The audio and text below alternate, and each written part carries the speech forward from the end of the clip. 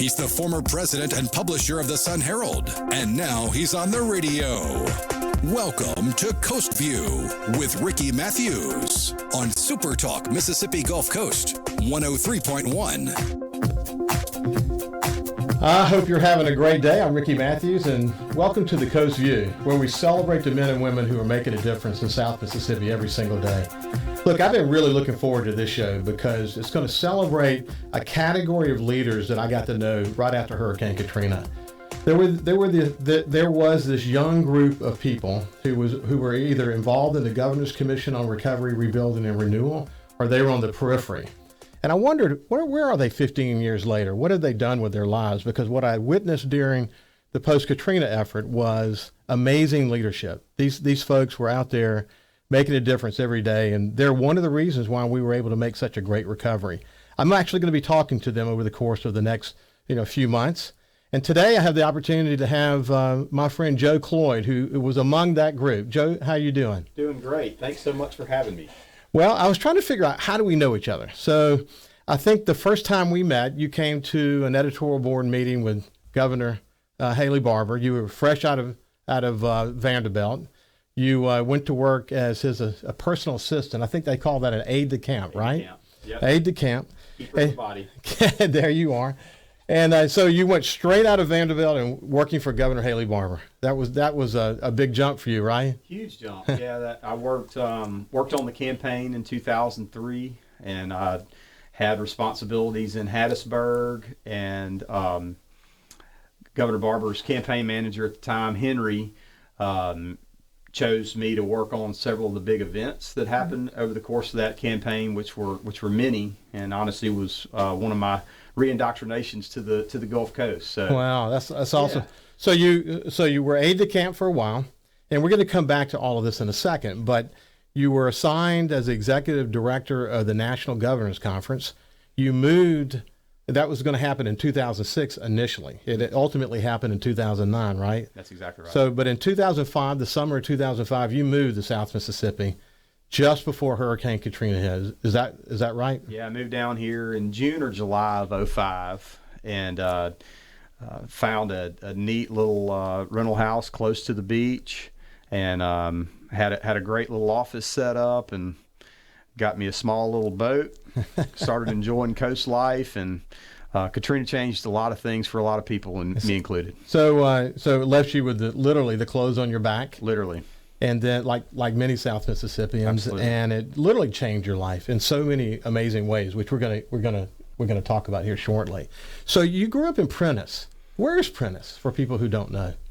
It's you basically go north on 49, hook a left in Collins, and go about 15 miles to the middle of nowhere, and go about 3 more miles, and you're in Prentice. It was a wonderful place to grow up. My parents are still there. Yeah.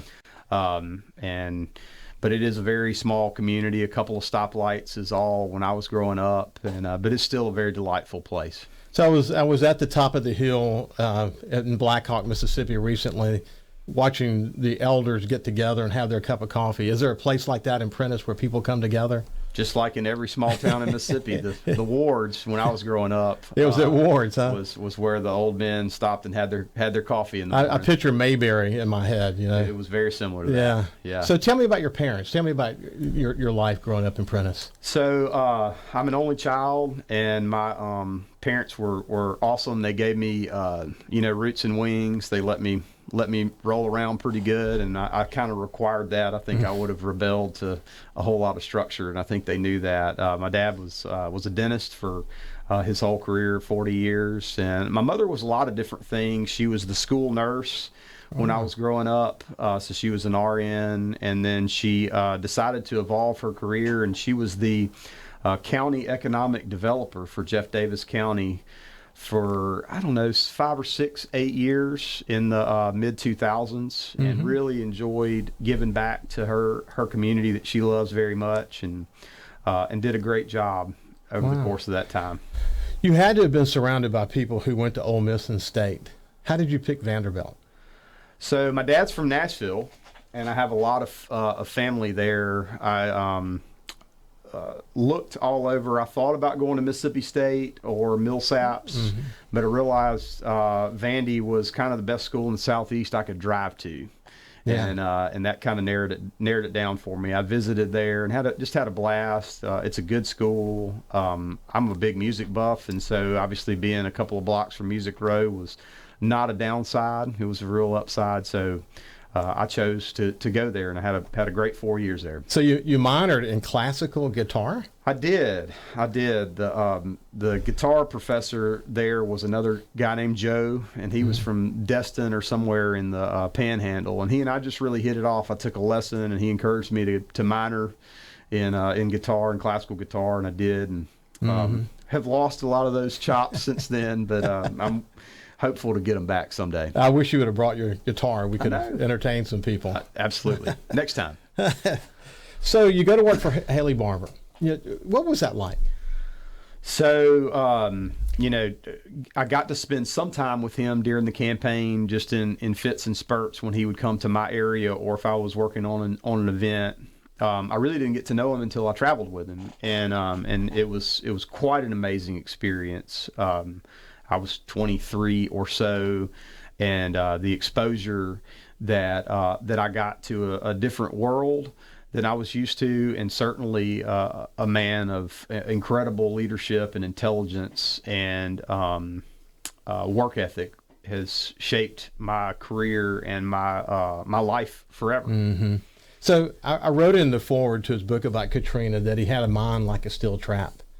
I bet you were amazed at times with what he could remember. Oh yeah, he would run into people he hadn't seen for years and immediately be able to not just recall their name, but their family and how they knew each other and met, and it's just impressive. What a talent! It's very impressive. So you traveled all over the United States. We did some traveling all around, primarily with it being his first year of his first term. We stayed a lot between Jackson and D.C. as he was trying to develop those relationships with the Mississippi legislature that he did very effectively, and entertained a lot there in Jackson at the mansion and all that, and helped to enable him to put forth his great agenda that he got a lot done for our state, and we're thankful down here on the coast for all he was able to do after I left. I would say that those connections that he made ultimately was the template for helping us survive after Katrina. I mean, the work that he did prior to the storm, obviously not knowing the storm was coming, because he had an agenda and he was trying to make those connections as the new governor. But it really did pay off ultimately, didn't it? It did, and he did so much, spent so much time developing relationship capital with the legislature, and is supremely responsible for onshore gaming and all of those other things that were necessary to get accomplished during that time. So you came to the coast, and we were at the point where Katrina had hit, and the governor pretty quickly reassigned you to the Governor's Commission on Recovery and Rebuilding and Renewal. Talk about that process and your role in the commission. So I was the second or third person brought on board, I guess probably third, and we were kind of trying to build an airplane while it's flying. So I know that we were beginning to develop the structure of the committees, both in terms of issue committees and geographic committees in terms of the counties. And I had a decision to make during that point in time. Would I move back to Jackson and kind of work from there in a different capacity, or would I stay on the coast? I had moved down about 3 months before, and I decided to stay down. I loved my time here. I have some family that's originally from Ocean Springs, and so I wanted the opportunity to really spend time and move to the coast. And so I lived in the Isle of Capri. Had the opportunity to work out of your conference room for quite some time, and it was very great to see how the business community primarily came together on the coast and drove these issues. You and Anthony Topazzi and Jerry St. Pei and so many, Chuck Benvenuti and so many other leaders that stepped up and did just yeoman's work. So what did you observe in the governor during those days that were literally defining where our future was going to be? I think establishing a committee that looked for 20 years down the road, 30 years down the road at a time when our neighbor state was really struggling to get out of, first gear was an enlightening, brilliant move. Yeah. And not that there wasn't a ton of work as it related to immediate recovery and on the front end, and I think that's what the governmental agencies primarily worked on, but he was able to have the foresight to establish a group to help South Mississippi unlock its potential. I remember conversations about, Governor, we have to shorten the name of the commission. The Governor's Commission on Recovery, Rebuilding, and Renewal. That's a mouthful. But I think he had a conversation with Jeb Bush along the way, and he came to the realization that each of those things, recovery, rebuilding, and renewal, all had to happen simultaneously. It's an amazing story of a man on a mission to help a community rebuild. So when we come back, we're going to continue our conversation with Joe Cloyd as we kind of shift gears and start to understand what changed in his life after Katrina.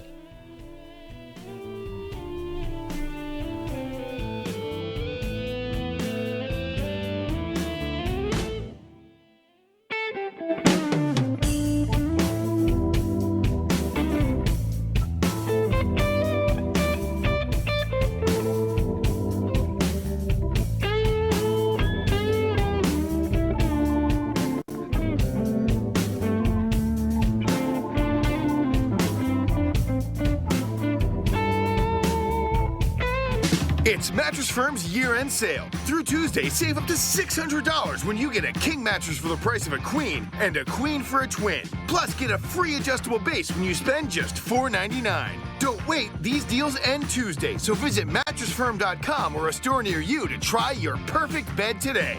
Your budget stretches further at Mattress Firm. Offer valid with qualifying purchase. Hot buy offer available while supplies last. Restrictions apply. Valid at participating locations only. For offer details, visit mattressfirm.com/sale. Liberty Mutual Insurance Company presents and Doug. Limu, when we're not telling people that Liberty Mutual customizes your car insurance so you only pay for what you need, I've actually been moonlighting as a DJ. What? Check it! Here's the good part! Liberty, liberty, liberty, liberty. Only pay for what you need at libertymutual.com. Are you paying too much for term life insurance? There's a tremendous price war among the major term life companies. Rates have dropped dramatically in the past few years. For example, a man age 45 non-tobacco user, $1 million of coverage, $75 per month level rate for the next 10 years. Or a man age 50 non-tobacco can obtain $500,000 of coverage for a monthly premium of only $110 per month, guaranteed not to change for the next 20 years. That's right, level rate guaranteed not to change for the next 20 years. If you're a smoker, we have great rates available for you as well. At Termbusters, we specialize in policies of $500,000 and above. If you're looking for new or replacement term life insurance, call today for a quote at 1-800-569-5440. That's 1-800-569-5440. You're probably paying more than you should. Call Termbusters, 1-800-569-5440, or visit our website at termbusters.net. Remember, 1-800-569-5440. Rates and availability may vary by state. Sample rate quotes based on preferred non-tobacco underwriting. Exam required to qualify. Ugh, those nachos were rough on my stomach. When you have nausea, heartburn, indigestion, upset stomach, diarrhea, Try Pepto-Bismol liquid caps for fast relief and ultra coating. nausea, heartburn, indigestion, Pepto-Bismol liquid caps. Use as directed. This new year, don't settle for reaching just one milestone. Chase something more and unleash the very best version of yourself with Peloton. From live, high-intensity classes with world-class instructors to playlists that will keep you coming back for more and a membership that the entire family can use, Peloton is the perfect way to ring in the new year. Terms do apply. Visit onepeloton.com or your local showroom to learn more. Ugh, those nachos were rough on my stomach. when you have nausea, heartburn, indigestion, upset stomach, diarrhea, Try Pepto-Bismol liquid caps for fast relief and ultra coating. nausea, heartburn, indigestion, Pepto-Bismol liquid caps. Use as directed.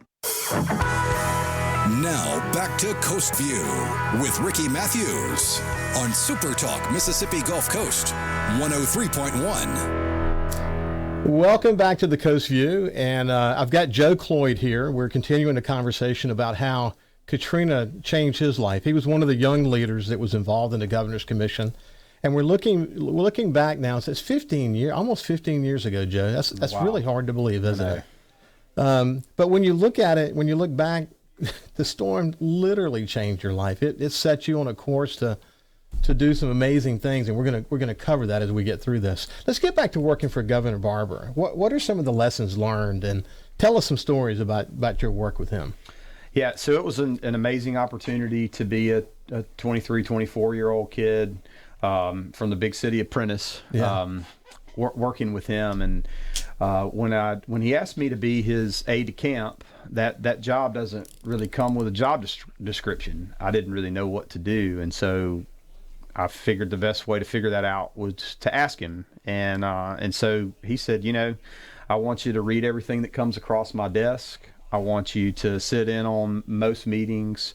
I want you to listen in on everything that you can, because the more you know, the more you can be helpful to me. Mm-hmm. And that was sort of my job. And, the daily task, we're working on the logistics and making sure we got from point A to point B, but was really to take care of him, certainly, and the First Lady. Mm-hmm. As we were traveling around and making sure everybody was set. And that was just quite an amazing adventure and opportunity and growing experience for me. So I remember a story you told me about something that happened that you almost were leery to tell the story. You mind tell us that? It's a funny story, and looking back, what a great life lesson.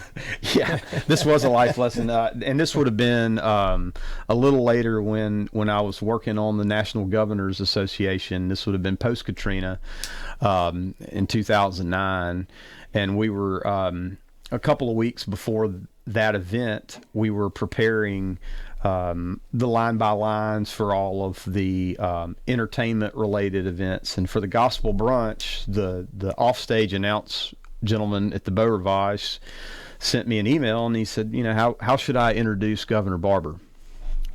I was like, yeah, y'all have introduced him a million times. Why do you need to know? Seems pretty straightforward. So I just flippantly responded, El Governor Extraordinaire, Haley the Thin Man Barber. And didn't think anything about it until 2 weeks later. There's several hundred people out in the crowd. We're kind of backstage waiting for him to walk out there, and the offstage announce starts, El Governor. And he finished the rest of that the rest of that series, and I was a little nervous, to say the least. And so, but as typical, he handled it graciously and just rolled with it. People in the audience thought it was hysterical, and I assumed I was fired. And I found him sheepishly after the event and apologized profusely, and he just said, just don't let it happen again. And obviously I didn't and wouldn't. But that was just a really funny opportunity, and it made me realize, hey, devil's in the details. It really is. So, well, I've always known you to be a detail guy. I normally am, and that was one where I just had a major oversight, but worked out okay. What other takeaways did you come back with from your association with Haley? The things that I thought we talked about earlier, his recall and his ability to network in a way that's unprecedented, at least from who I've met and what I've seen, and his ability to process information. It was just really amazing, and he was the right man at the right time. To lead our state through Katrina and so many other things, establish the modern Republican Party. I know that started before him being governor, and he was instrumental in it back then, but just to really kind of move the party to where it is now has been quite an extraordinary thing to see. I remember, I actually wrote about this in his book, but I remember a time when we had an editorial board meeting with him, and we were talking about the recovery effort, and he was kind of filling us in on the work that he was doing in Washington. While everyone was on the ground doing their work, he was constantly spending time in Washington trying to work through what was the ask going to be. And I remember we got to the end of the meeting, and someone brought up a question about Waveland and a specific project in Waveland. And it's like he filed it away in his brain, and he went to that tab, and he pulled that tab up, and immediately he went down to the infinite detail on the numbers and everything there was to know about that project. And I was really blown away by that. Mm-hmm. And it just goes to show, I mean, you listen, leaders have to be smart, but they have to do their homework. Sure. You know, you can't fake your way through leading. You have to do your homework. You have to burn the midnight oil. And clearly, he paid attention to the details. And can you imagine the amount of information coming in at him at any given time? No, it would have been unbelievable then. And you know, the other piece, the softer side to him, another little anecdote from when I was traveling with them or him was, and I'm forgetting exactly how he said it, but basically, you need to recognize what's important to important people, and my wife is important to me. Yeah. And so when we would be at an event, you know, to make sure that that Marcia was taken well care of, and I thought that was a wonderful side of him. Yeah. That you know, he would basically, don't worry about me, I'll be fine. Make sure the whole team's taken care of. Yeah. I mean, just an unbelievable attention to detail. No question. And people surrounding him who had an attention to detail. Absolutely. So talk about your roles in the Katrina effort, and then we'll shift gears and start to move on after the commission shut down. You know, where did your life go after that? But what were your roles in the commission? So I staffed several different committees, tourism, and the county committees. I staffed Jackson and Hancock. I don't think I staffed Harrison. And basically, when you were staffing those committees, you were responsible for basically setting them up, working with media to promote them, to ensure that the public knew what was there, and then or where the event was, and then to you know, take notes and worry about the follow up related to those different committees. And it was it was really an amazing effort that led to an amazing book that was, I guess, has been used and almost completed in terms of what are the main issues for South Mississippi to do to progress. And obviously all the goals weren't reached. Some of them were maybe too lofty to happen in this timeline, but in time, hopefully they'll all happen. I remember the public meeting we had in Hancock County. We had it at the church. The walls had been blown out, so it was essentially an open pavilion. Yep. And we brought in all the technology we needed to have this public meeting. And we were talking about the governor's commission work and just updating the community. But it occurred to us while we were having that meeting that most of the people in Hancock County couldn't listen, couldn't get it in their heads to think about, you know, the future 2, 3, 4 years down the road, because they were still focused on water and food and basic needs. I believe that was the first public meeting that was held in Hancock County after Katrina. I think it was, Joe. Like FEMA did, you know, it was and we were looking at 25 years or 5 years from now, and I'll never forget. I guess it was Chuck said, you know, I know that it's hard to think about draining the swamp when you got alligators biting at your ass, but and Chuck Benvenuti, he was such a great leader in Hancock But that's County. what we're here to work on. We're not here to you know, unfortunate. He was very sympathetic towards all the pain people were going through during that time, but he tried to keep it on task the best that he could. I remember, I don't know if you remember this. You remember when we were doing the debriefing after the public meeting, and there was a woman who was standing off to the side, and I could tell she needed to talk to someone, but we're finishing up the meeting. Most of the crowd had left, and it was just the governor's commission staff just essentially doing a debriefing. How did it go? You know, did everything work the way we expected it to? What kind of feedback did we get? And when it was done, when we got finished with this debriefing, I walked over and she says, you know, are you in charge? And I said, no, ma'am, but, you know, I'm just a volunteer. And I introduced myself. And she said, well, look, this is the reason I stayed. Too many people I know perished because they didn't have gas in their cars and they didn't have money to get out. In the future, please make sure this report has something in it about pre-positioning buses so that people can get out. That's all she wanted to say to me. Mm-hmm. And then she showed me this van that she was living in and everything, that, that's all she had left. And she walked to the van and drove away. And I regretted that I didn't get her name. And I wonder about her all the time. But the fact that she spent, that extra time to make sure that buses were pre-positioned, as you know, that's actually a very important part of the overall report. That no question. How we respond and how we prepare for an imminent hit is a really important part of the deal. And that she was able to, or cared enough to think about that during that trying time for her. Yeah, for sure. And we listened to her. Yeah. There's so many great stories like that. Absolutely. There's a lot to learn from this. There's a lot to learn from the Katrina experience. But one thing is for sure, people like you, a lot of young people that I refer to as the young leaders of the storm, did some incredible work. You worked overtime. You were there for the coast throughout this whole process so that we could make sure we covered the right bases to help South Mississippi recover. What I want to do when we come back is talk about your life. How has it changed since Katrina, and what are you up to these days? Sounds great.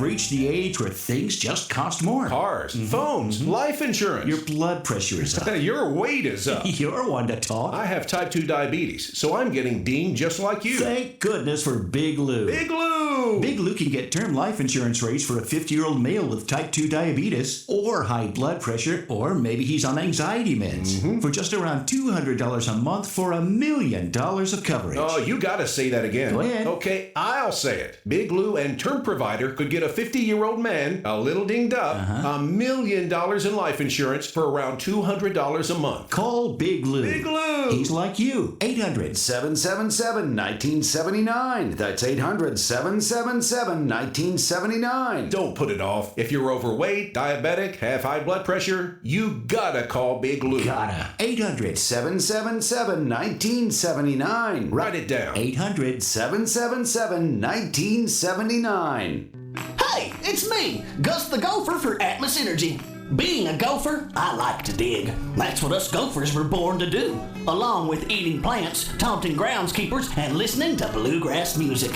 And I especially enjoy digging around the yard. Occasionally, I bump into a utility line and I get a headache. Ouch! After all, they're hard to miss since they can be buried anywhere. But if you hit one with your shovel, backhoe, or ditch digger, you could cause a gas leak, disrupt service, or worse. Makes me shake in my paws just thinking about it.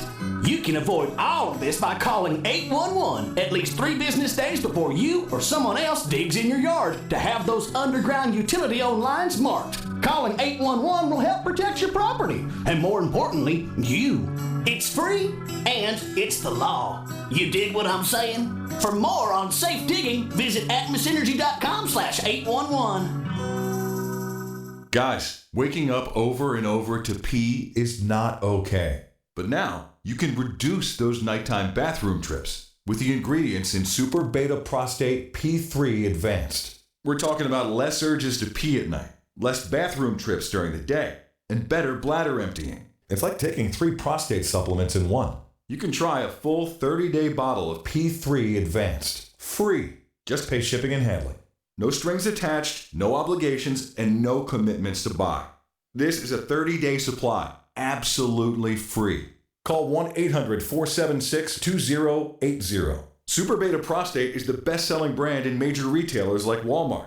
But for this no strings attached free bottle, you must call now. Call 1-800-476-2080. Don't miss out on this unprecedented free offer. Call 1-800-476-2080.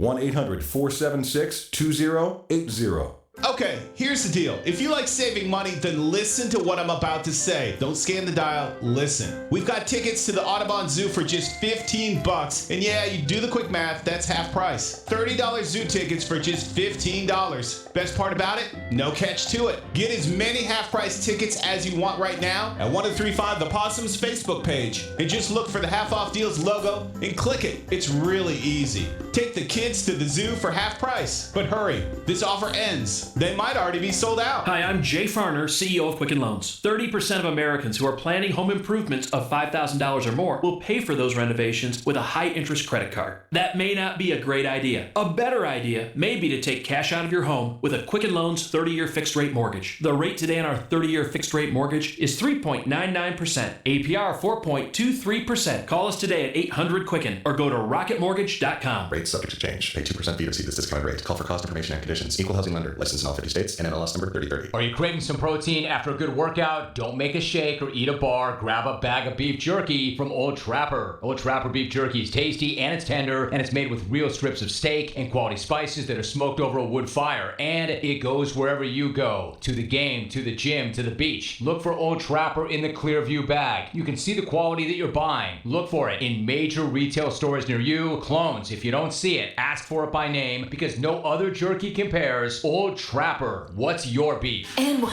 and 2, and 3. Hey, babe, what's going on here? Oh, just counting my deals from JCPenney. There are a lot.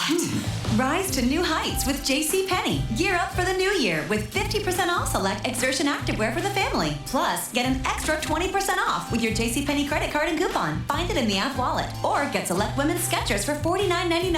JCPenney. Offers valid now through 1/5. Credit offer subject to credit approval. Skechers excluded from coupon. Other exclusions apply. See store at jcp.com for details. Liberty Mutual Insurance Company presents. And Doug. Welcome to Burger Palace. What would you like today? Yes, I'd like to tell you that Liberty Mutual customizes your car insurance so you only pay for what you need. This is Burger Palace. Do you want any food? Yes, one Palace party meal. No, Limu, they won't put insects on a burger. No, you can't talk to the manager. Liberty, liberty, liberty, liberty. Only pay for what you need at libertymutual.com. Okay, here's the deal. If you like saving money, then listen to what I'm about to say. Don't scan the dial, listen. We've got tickets to the Audubon Zoo for just $15. And yeah, you do the quick math, that's half price. $30 zoo tickets for just $15. Best part about it? No catch to it. Get as many half-price tickets as you want right now at 1035 The Possum's Facebook page. And just look for the Half Off Deals logo and click it. It's really easy. Take the kids to the zoo for half price. But hurry, this offer ends. They might already be sold out. He's the former president and publisher of the Sun Herald, and now he's on the radio. Welcome to Coast View with Ricky Mathews on SuperTalk Mississippi Gulf Coast 103.1. Welcome back to the Coast View. I've got Joe Cloyd here, who was one of the what I refer to as the young leaders of the storm, who now 15 years later we're looking back and seeing how Katrina changed his life. You know, one of the questions I wanted to ask Joe is that, you know, if you look at all the young people who were involved in the Katrina recovery effort, it really is amazing how many of them have gone on to do incredible things in their lives, isn't it? We had a really good team that was working at the commission and in the governor's office, and absolutely, their people have become, you know, very successful in different facets in different sectors of the economy. You know, some in government, some in development, some in different, all sorts of different ways. Yeah, entrepreneurs. Absolutely. So you, so what did you work on specifically that opened your eyes to some possibilities once you got it, once the process was over? So the one of the fascinating parts that happened during the commission was the charrettes, and so that was a couple of weeks after the storm. I don't remember exactly what the time frame was, but very, very close to it. And there was this deluge of incredible architectural, engineering, and development talent. Over 100 that descended, including the Prince of Wales Foundation. Yeah, exactly. So that descended on South Mississippi and offered its expertise in terms of of what the coast could be. And some communities were very willing to adopt those principles that were developed back then. Some were a little hesitant, and that's okay. That's what makes each of our communities have its own identity. But I did have the opportunity to see that and to learn about the type of development that I wanted to be involved in, and I really do like new urbanism light. I don't. I've not ever done a pure new urban deal, but I do think that the principles that it espouses, such as walkability and alley entries and the types of density that it promotes, I think in the right places make wonderful communities, and I'm grateful to have been a part of making a couple of those. So for people who are listening, specifically Andreas Dwani, who is known as the father of new urbanism, wrote a book about it from I guess the University of Miami in Miami, was sort of the lead architect.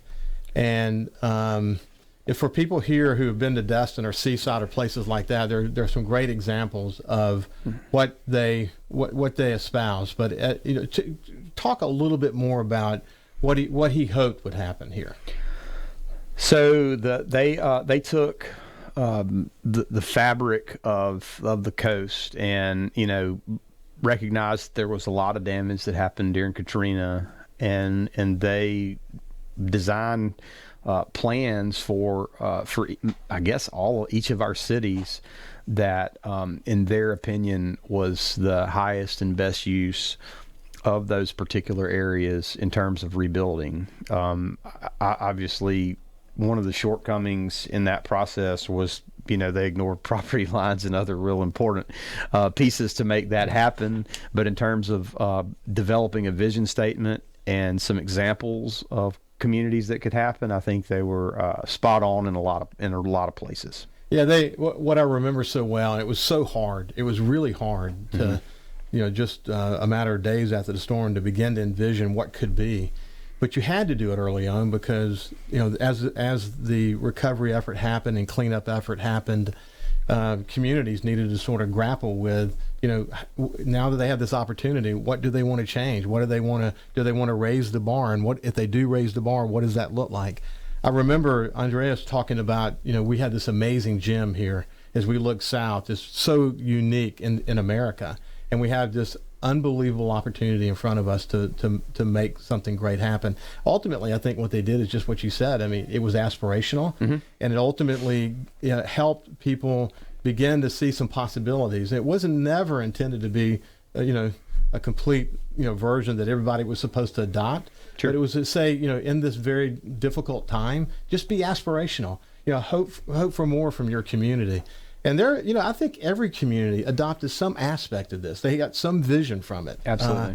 And I think it really helped kind of move things along. But I think the other thing that it did is it connected the communities together in a way that we could really begin to wrestle with infrastructure needs and things like that were incredibly important to look at as one community as opposed to separate communities. Absolutely. And the push to strengthen building codes, the push to incorporate zoning in a few communities where it didn't exist, I think were the new flood ordinance. Sure, yeah, we're and that's still a whole new challenging issue that we face. But I think that this coast has been able to adapt to that for the most part, for sure. So you learned so much about all this, then you decided as a result to become a developer yourself. I did. I had the opportunity to consult with a couple of companies to start with, and what I was able to do was to work with some folks that I learned a lot about what to do, and I also learned a lot about what not to do, and you can learn, and those are both valuable experiences to take forward, and have been very blessed to have good partners. That's a great piece of it, and have developed a handful of communities in Ocean Springs and Pass Christian, D'Iberville, places across the coast. A few of them that were very much inspired by the lessons that we learned during the charrettes. Specifically, we've got a development in downtown past Christian called Cottages at 2nd Street that was the original land plan, conceptual plan, was done by Andres Dewani. And it's a neat little cottage community there, alley entried, feels very new urban, but a practical side of new urbanism. And the city was very willing to work with us on doing that. And so it's a smart code subdivision for those that remember those days. Yeah. And then from there you did one in Ocean Springs. And did one in Ocean Springs as well. So say a little bit more about Ocean Springs, because people who go downtown Ocean Springs to eat and spend time on Government Street, they probably have seen your development there. Sure, yeah. So the first development that my partner Adam Dial and I did there was called Cottages at Oak Park. It was formerly a rough 50-year-old mobile home park that we purchased and dismantled the infrastructure and redeveloped into a cute little cottage community. And we've got 30 happy residents there, as far as we know, right now. And that's been in place for quite some time. And I guess most recently in downtown with Adam and another couple there, renovated an old home, added on to it significantly, and it's the Roost Boutique Hotel. It's a really neat place to stay and eat and have a drink, and is enabling, we hope, downtown Ocean Springs to gravitate towards the west, towards the more traditional historic end of town, which is out Porter Avenue. And it's such a neat community. I live there, and am very happy to be there. Serve on the school board as well. That's another huge asset that we have there for our little town. But in terms of development, I've tried to keep focus on two areas. One is adding valuable assets in and around downtowns.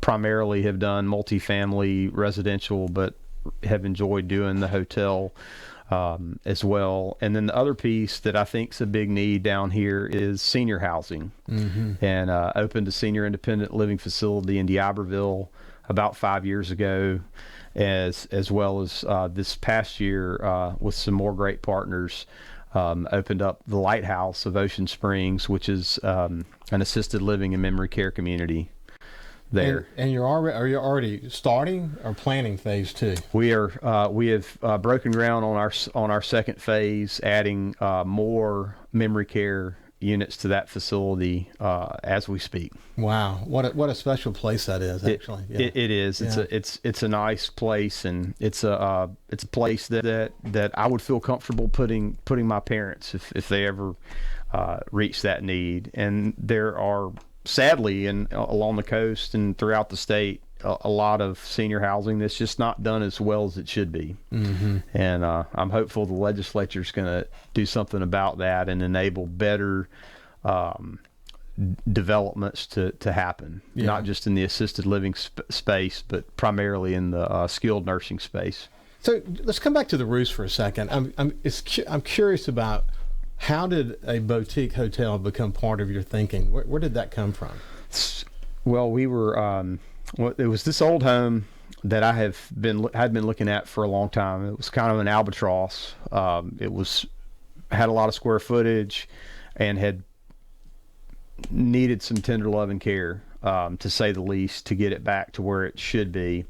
I had a need at the time for office space, was interested in office space, and initially my mind believed that it should be a little bit of apartment and office space. Those two uses mix fine together, and that was my plan. During that point in time, I met Ted and Roxy Condry with Rain Residential, who have the Inn in downtown Ocean Springs, and there seemed to be some desire for them to have office space, but I learned a lot more about the hotel aspect from them, and we just collectively agreed that it would be better to do a handful of hotel rooms there with office space rather than the apartments, because we believe the need was there.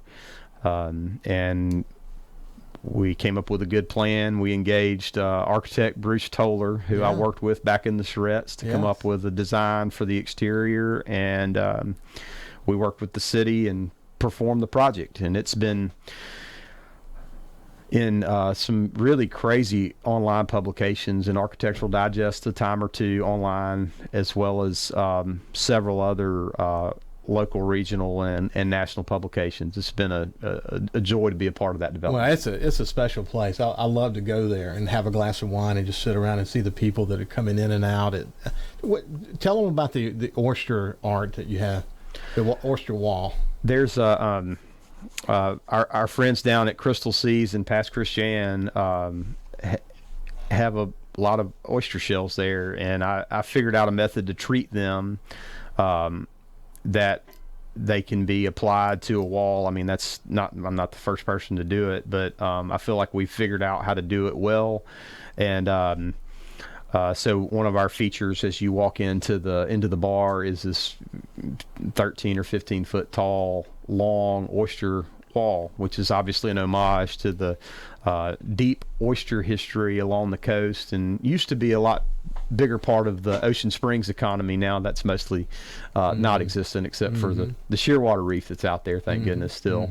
But we wanted to make our place very attached to the native environment of Ocean Springs, as well as the art community. I mean, all the rooms are named after Walter Anderson paintings, and that's you don't go to room 1, you go to the Shearwater or to the Oyster or to the Islander, which are all named after paintings of him. And obviously that's another huge part of our culture, Ocean Springs, both Walter Anderson and the arts in general. So it really is an impressive place. So, if anybody's ever around the Roost, you got to go in and have a drink or have lunch there. It's just a very special place. You have people coming in from out of town, it'd be a great place for them to stay. Absolutely. So then you talk about the Lighthouse Assisted Living, but it's a large facility. How many square feet is that? It's about 50,000 square feet. Is that normal for the first phase? It's fairly typical for an assisted living facility. It's 60 rooms, and all the ancillary common spaces, dining rooms, back office, kitchen. We have a separate laundry facility, and one of the things that we've just really been noticing is there is a significant need for memory care down here, and I don't know if that's always been the case, but it's something that's difficult to do. It's something that our team there at the Lighthouse does very well. And with this second phase that we're adding of another 60 memory care beds, memory care rooms, we're really sticking our stake in the ground to say that we are going to be the great number one memory care place here on the coast, as well as assisted living. So, Joe, is it because you've got we've defined dementia, we've defined Alzheimer's, and we've gotten better at understanding those diseases and how to treat them, that we're talking about it more today, or do you think they're just more prevalent?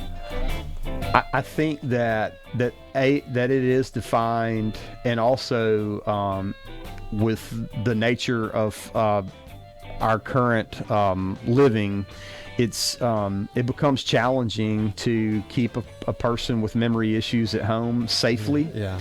And we provide a very very nice and very safe environment for those folks. So we'll come back to this and continue our conversation with Joe Cloyd after this break.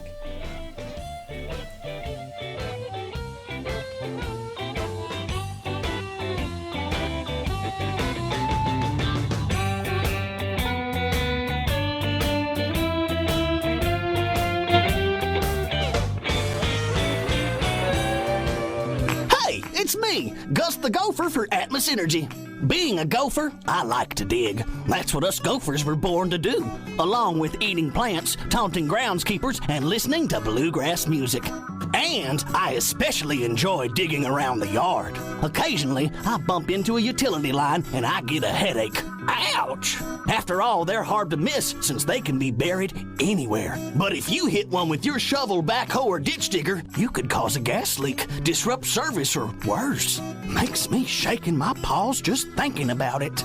You can avoid all of this by calling 811 at least 3 business days before you or someone else digs in your yard to have those underground utility-owned lines marked. Calling 811 will help protect your property, and more importantly, you. It's free, and it's the law. You dig what I'm saying? For more on safe digging, visit atmosenergy.com/811. Prescription products require an online physician consultation and are only available if the physician determines a prescription is appropriate. Subscription required. See website for full details and important safety information. Hey guys, good news. The outrageously expensive little blue pill is now generic, which means you can get the prescription medication to treat ED at affordable prices. And Hims makes it extra affordable. You pay just $30 for a month's supply. And right now, get your first online doctor's visit totally free when you go to forhims.com/joy. That's right, free, zero copay, no expensive appointments, no awkward face-to-face conversations to get your prescription. Hims connects you to doctors online who can evaluate you and, if appropriate, prescribe your ED medication. And a pharmacy sends it right to your door. Hims makes it affordable, private, and incredibly easy. Nobody likes dealing with ED. Now, thanks to Hims, nobody has to. And that's really good news. To start your free online visit, you need to go to this exclusive address, forhims.com/joy. That's forhims.com/joy for your free online visit. forhims.com/joy. Our patients have spoken. AlphaCare Urgent Care Biloxi is the top-rated urgent care on the coast. And now AlphaCare is bringing the same convenient quality care to Ocean Springs. AlphaCare Urgent Care Ocean Springs is now open 2 blocks east of Washington Avenue on Highway 90. So whether you're injured, in pain, or just under the weather, come see how AlphaCare Urgent Care is changing the way healthcare is delivered on the coast. Walk in 8 a.m. to 8 p.m., 7 days a week, or book your appointment online at alphacareurgentcare.com. Guys, waking up over and over to pee is not okay. But now, you can reduce those nighttime bathroom trips with the ingredients in Super Beta Prostate P3 Advanced. We're talking about less urges to pee at night, less bathroom trips during the day, and better bladder emptying. It's like taking 3 prostate supplements in one. You can try a full 30-day bottle of P3 Advanced, free. Just pay shipping and handling.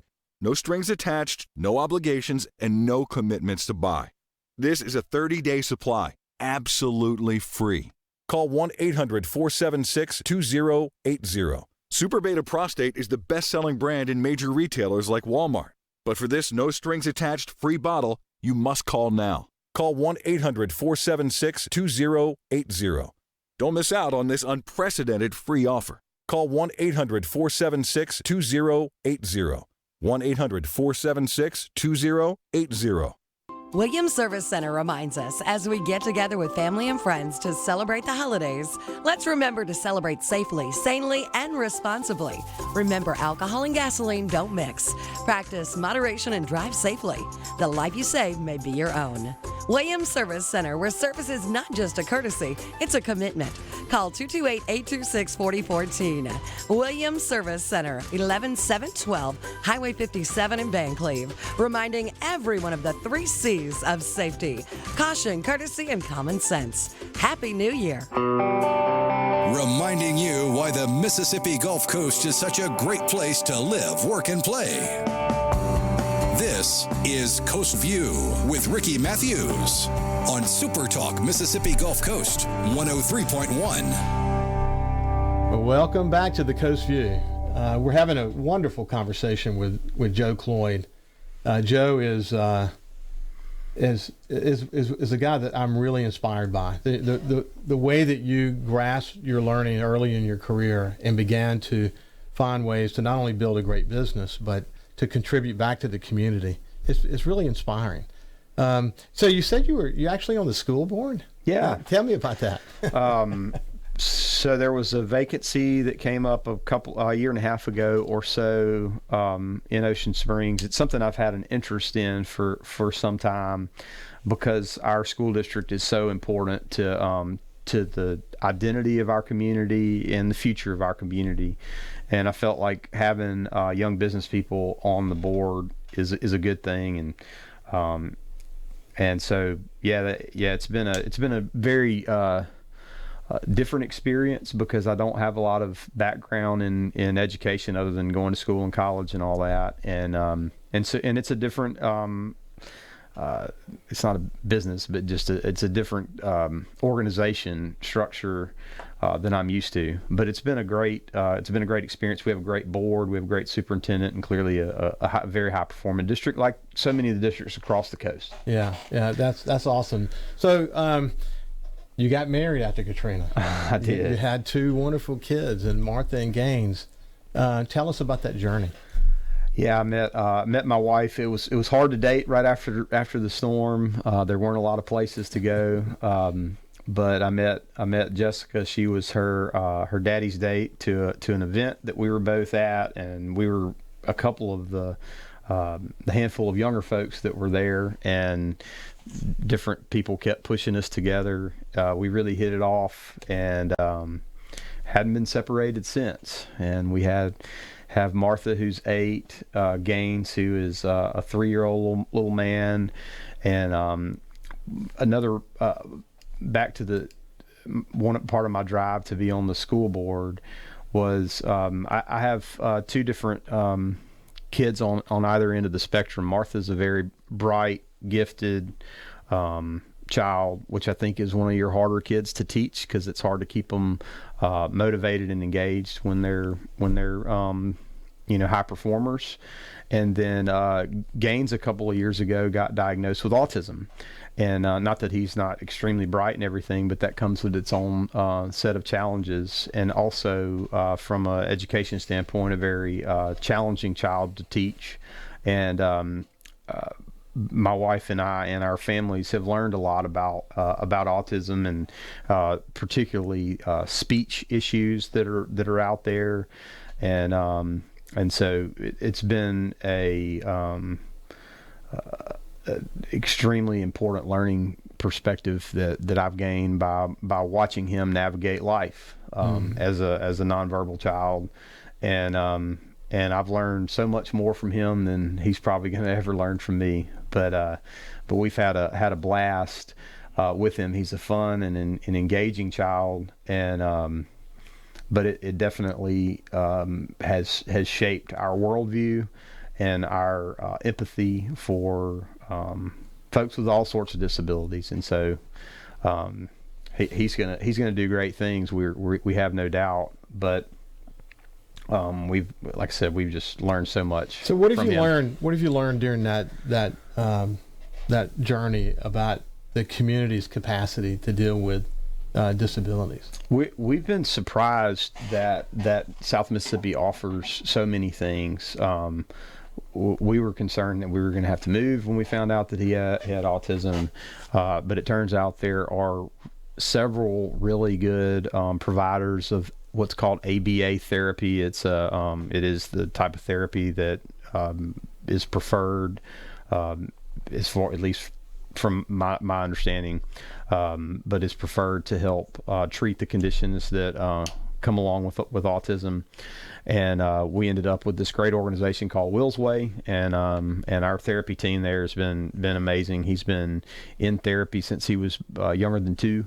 Mm-hmm. And so early intervention, I think, is a real key in being able to recognize and acknowledge the fact that a child has an issue, and deal with it, and work through those issues with him.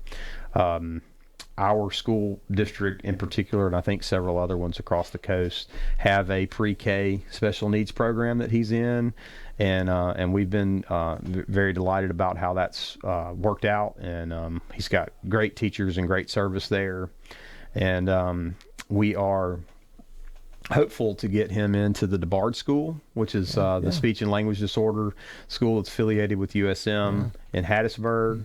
And his condition is specific to needing speech and language help.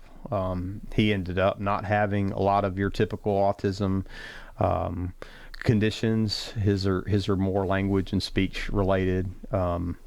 So we're excited to see that next step of the journey. So what makes Will's Way different? I think just like any organization, it's their people, and we just have really connected with his prime therapist, and she's an instrumental part of our life for sure. So Joe, it's been awesome. I've really enjoyed talking to you and catching up, hearing your journey. Well, I appreciate it. Thank you for the opportunity. I know the Enjoy listeners visiting with you. are going to too, because as I said, this wonderful group of young people who gave so much during the Katrina recovery effort have gone on to continue to contribute to the community in so many amazing ways. And you're just the beginning of a long list of them that I look forward to talking to. Awesome. So thank you for taking the time. We really appreciate it. Well, thank you for doing the show. And thank you for listening to the Coast Vue. We appreciate you especially. And we hope you're learning something about what it takes to build a great community, the kind of people, the kind of heart, the kind of dogged determination that it takes to build a great community. So anyway, have a great day. Gary Smith Studio, your local Medicare expert. GarySmithAgency.net. SuperTalk, Mississippi Gulf Coast. WOSM Ocean Springs, 103.1.